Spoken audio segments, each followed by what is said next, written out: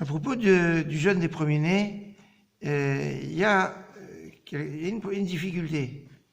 On lui dit pourquoi les premiers-nés jeûnent? Parce qu'il y a eu la plaie des premiers-nés, ils ont été sauvés. On est d'accord? Bon, maintenant, quand il y a un miracle, on est sauvé, qu'est-ce qu'on fait? On fait un jeûne ou on fait une séouda? Quelqu'un, il échappe à quelque chose. Il fait un jeûne, il fait une séouda. Donc normalement, on aurait dû faire une séouda, et pas un jeûne pour les premiers-nés. Elle est belle la question. En fait, la gravité des choses, c'est quand des fois, Hachem nous donne quelque chose, et qu'on ne sait pas en profiter comme il faut, on le gaspille, ou on le détruit, ou on l'abîme. Là, il y a de quoi se dire, Hachem, il nous donne la vie, la santé, la parnassa, etc. Qu'est-ce qu'on en fait? Alors, on en fait du bien, alors c'est bien. Si on ne l'utilise pas comme il faut, c'est pas terrible. À propos des premiers-nés, ils ont été sauvés. Pourquoi ils ont été sauvés? Parce qu'ils avaient un statut spécial. Ce statut spécial, les premiers-nés n'ont pas su le conserver comme il faut. Pourquoi? Quand il y a eu la faute du veau d'or, les premiers-nés étaient en première ligne pour faire ce qu'il fallait pas faire. Et comme, qu'est-ce qui s'est passé après la faute du veau d'or? Il y a eu Mil Hashem Elai, il y a eu les Bnei Lévi qui se sont mobilisés et qui ont remplacé qui? Les premiers-nés. C'est-à-dire les Kohanim et les Lévi'im ont remplacé les premiers-nés qui s'étaient mal comportés au moment de la faute du veau d'or. Alors c'est ça le problème. Les premiers-nés ont été bénéficiaires d'un miracle extraordinaire d'être sauvés, mais ils n'ont pas su le garder au moment où, entre guillemets, on les attendait, il n'y avait plus personne où ils ont fait ce qu'il fallait pas faire. C'est pour cela que les premiers-nés doivent jeûner. Donc, mais tout le monde jeûne à cause.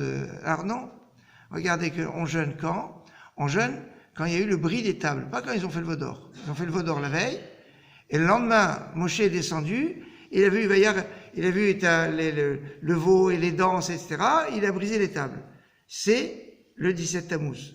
Le 17 Tammuz, c'est la marque du bris des tables en conséquence de la faute du veau d'or. Maintenant, quel jour de la semaine tombe le 17 Tammuz? Petit calcul. Le même jour de la semaine que tombe Tisha B'Av. C'est connu. C'est 3 semaines de différence. Donc le jour de la semaine où tombe Tisha B'Av, le 9 Av, c'est le jour de la semaine où tombe le 17 Tammuz. Or, le jour où tombe Tisha B'Av, le jour de la semaine où tombe Tisha B'Av, comme tout le monde le sait, c'est le jour où tombe le premier jour de Pessah. C'est ça l'œuf qu'il y a sur le plateau du Seder, pour rappeler le Korban Chagiga, le sacrifice Chagiga, mais aussi évoquer la destruction du temple, l'œuf étant un symbole de deuil. Et c'est pour ça que quand on arrive le soir de Tisha B'Av, on a Alechem Eda Neemana, Esh'al Mikem Shelot, Madoua Halaylaze, il y a un Manishtana, le soir de Tisha B'Av, parce que c'est le même jour de la semaine. Donc si le même jour de la semaine, c'est Pessah, donc le soir du Seder, c'est le même jour que Tisha B'Av. Tisha B'Av, c'est le même jour que 17 Tammuz. Et ça, c'est le jour où les tables ont été brisées. Maintenant, ça veut dire que le jour où ils ont fait le d'or, c'était le jour d'avant. Donc si c'était le jour d'avant, ça correspond à la veille de Pessah. Donc on n'allait pas imposer aux premiers-nés de faire un autre jeûne la veille du 17 Tammuz, parce qu'ils n'ont pas su conserver leur statut de Bechor.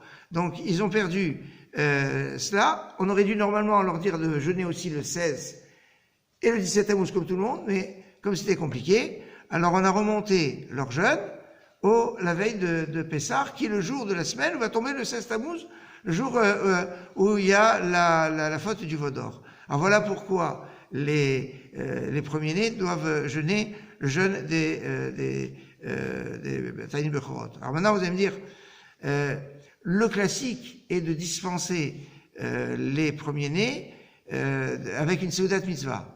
Le Seudat Mitzvah, normalement ça peut être une Brit Mila, Pidyon Haben, ou le Khatan Vekala, les Shabbat Brachot, bon, ça c'est pas toujours évident de trouver. Quoique bon. Mais, alors qu'est-ce qu'on fait? En général, un Siyum Maserta. C'est quoi un Siyum Maserta? La conclusion d'une étude talmudique.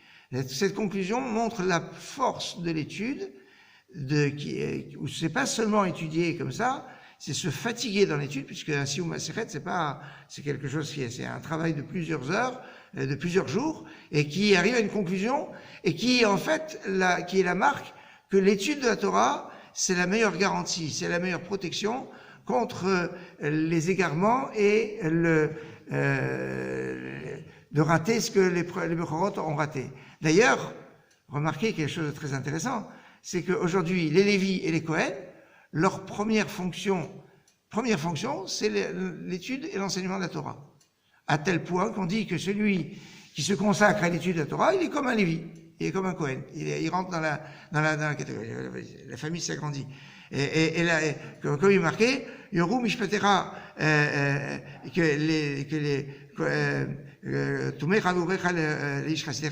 les Kohanim et les Léviim, eh bien, et souvent à travers toutes les générations, souvent on a trouvé des Rabbanim Kohen, des Rabbanim Lévi, et donc ça c'est donc le limoud de la Torah qui est la garantie de la meilleure protection contre toutes les mauvaises choses.